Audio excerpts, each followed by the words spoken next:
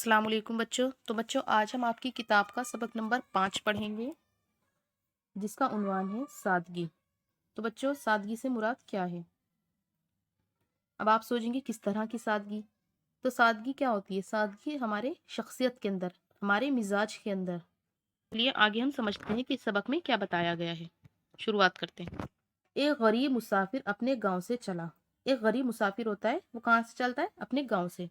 शहर में पहुंचा। चलते चलते उसकी नजर एक मस्जिद पर पड़ी। कहाँ पड़ी उसकी नजर? मस्जिद पर। देखा कि एक शख्स जो कि सूखी रोटी पानी में भिगो भिगो कर खा रहा है।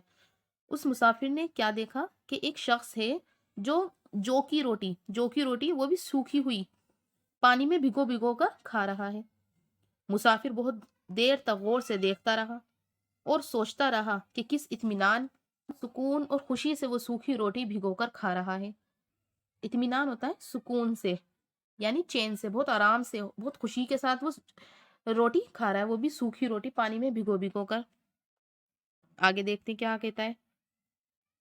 गरीब मुसाफिर ये मंजर देखकर और भी परेशान हुआ कि यहाँ तो हालत और भी खस्ता है। मंजर होता है नजारा, कि वहां का नजारा देखकर उसको और भी ज्यादा मतलब परेशान हो गया कि यहाँ की हालत तो और ज्यादा खराब है, खस्ता है। इससे यही कहा गया था कि शहर जाओ, खलीफा की खिदमत में हाजिर हो। खलीफा कौन होते हैं बच्चों? वो होते हैं जो हुजूर की वफात के बाद आने वाले उनके जानशीन जो होते हैं, उनके मतलब नाइब सदर जो होते हैं, सदर, उनको खलीफा कहते हैं। से यही कहा गया था कि शहर जाओ, खलीफा की खिदमत में हाजिर हो, अपनी परेशानी और मुसीबत का हाल बयान करो। खुदा ने चाहा तो तुम्हारी सब परेशानी दूर हो जाएगी। बस यही ख्याल दिल में लिए वो चलता रहा। अपनी मुसीबतों से निजात पाने, निजात मतलब होता है, निजात के मानी होते हैं छुटकारा। अपनी मुसीबतों से उसको छुटकारा पाना था भाई। वो बड़ा परेशान था अपने गांव में, तो वो शहर आया था इसी सोच में कि भाई यहाँ पे खलीफा जो है वो मदद करेंगे इसकी।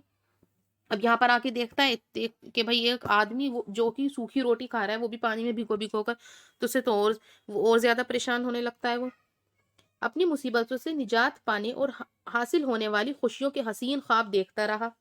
लेकिन जब यहाँ पहुंचा तो ये मंजर देखने को मिला।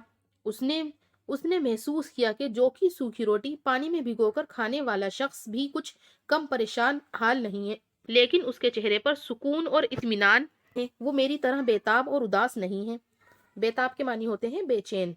मतलब वो उस आदमी को देख रहा है और सोच रहा है अपने दिल में कि वो आदमी जो जो कि सूखी रोटी खाने के बाद भी इतना खुश खुश है, वो मेरी तरह बेताब नहीं है।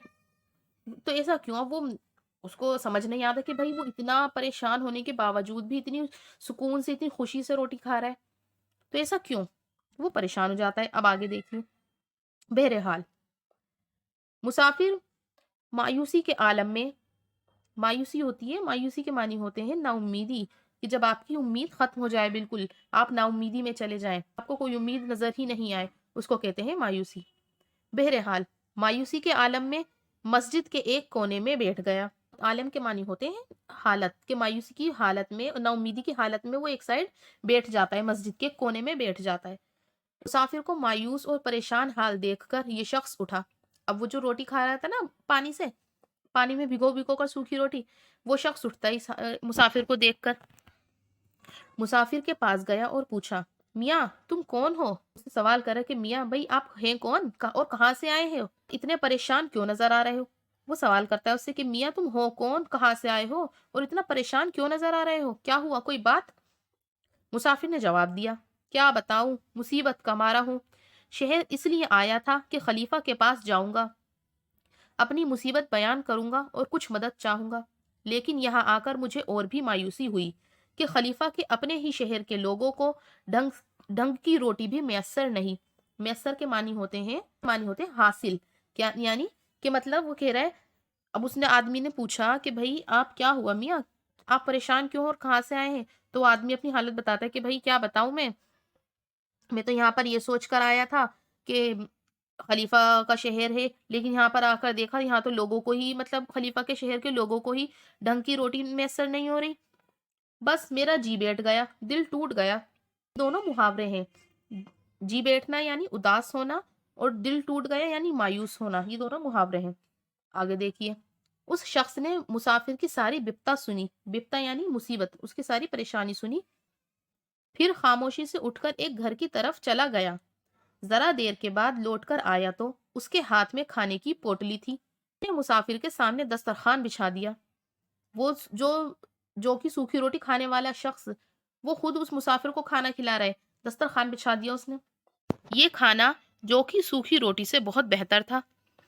کھانا کھلانے کے بعد اس شخص نے مسافر کو کچھ رقم بھی پیش کی۔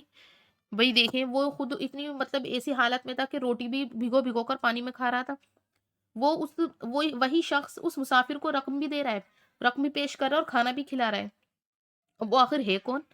چلیے دیکھتے ہیں آگے۔ عمدہ کھانا کھانے اور ضرورت کی رقم پانے کے بعد غریب مسافر خوشی سے کھل اٹھا، کیونکہ اس کو جو چیز وہ یہاں پر آیا تھا، جس چیز کے لیے وہ چیز اسے حاصل ہو گئی، تو اسے بڑی خوشی محسوس ہوئی۔ مگر اس کی حیرت کی انتہا نہ رہی جب اسے یہ معلوم ہوا کہ جو کہ سوکھی روٹی پانی میں بھگو کر کھانے والے یہ بزرگ کوئی اور نہیں، اس وقت کے خلیفہ حضرت رضی اللہ تعالی عنہ تھے۔